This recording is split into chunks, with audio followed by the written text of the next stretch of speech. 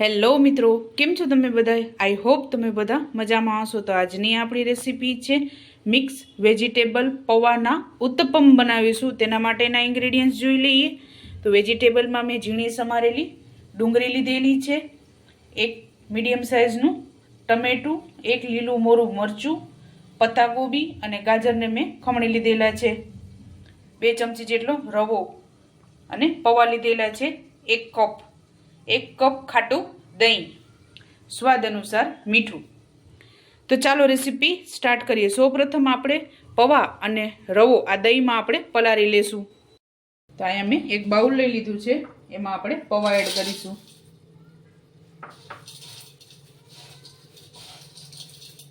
તો પૌવાને આપણે ધોઈ લેશું. તો આપણે પૌવાને 2 થી 3 વખત ધોઈ લીધા છે. તેમાં આપણે રવો એડ કરીશું, 2 ચમચી જેટલો.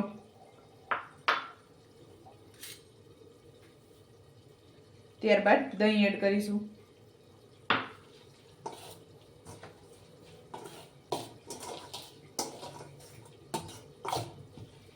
દહીં કે છાશ તમે કોઈ પણ વસ્તુ એડ કરી શકો છો.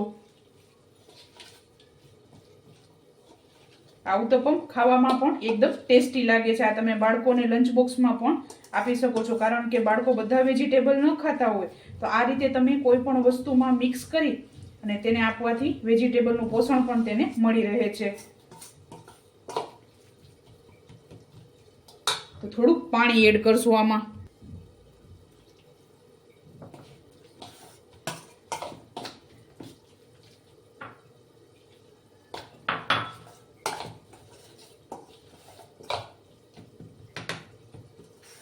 અને સવારે આ બનાવવામાં પણ વાર નથી લાગતી, કારણ કે બધા વેજીટેબલ તો આપણે ઘરમાં હોય જ છે ને આને વધારે વખત આપણે પલાળવાનું પણ નથી હોતું. વધીને 15 થી 20 મિનિટ માટે જ આપણે આને પલાળવાનું હોય છે.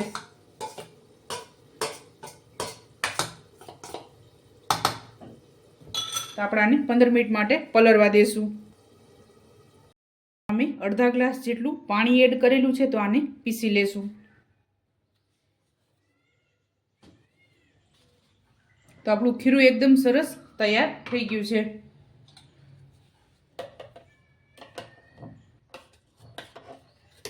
આ રીતે આપણે તૈયાર કરવાનું છે, એકદમ ઝીણું પીસવાનું છે આને.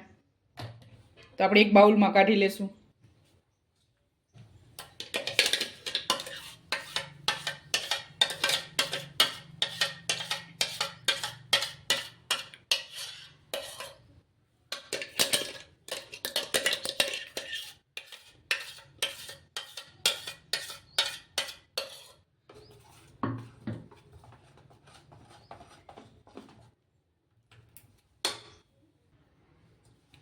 તો આપણે બધા વેજીટેબલ એડ કરીશું.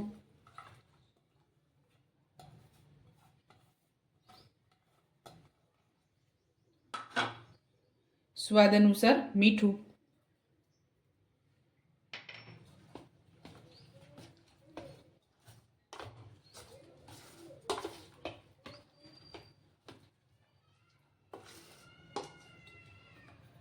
લાસ્ટમાં કોથમરી એડ કરશું.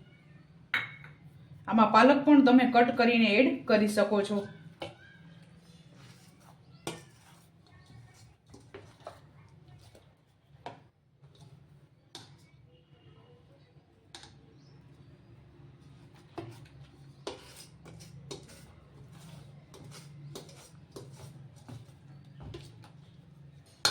તો આપણું આ તૈયાર થઈ ગયું છે ને. અહીંયા તવી પણ ગરમ થઈ ગઈ છે. તો આપણે હવે ઉત્તપમ બનાવી લેશું. તો આપણે નાની 1 ચમચી તેલ એડ કરેલું છે.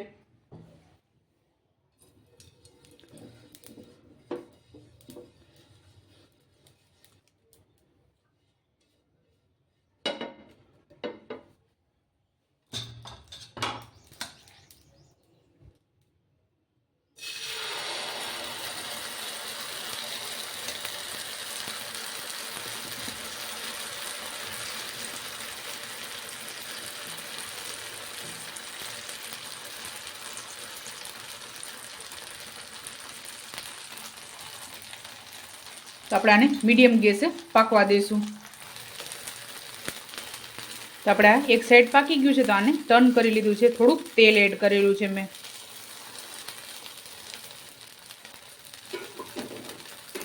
તો આપણે બંને સાઈડ ગોલ્ડન બ્રાઉન કરીશું. ગેસને મેં મીડિયમ જ રાખેલો છે.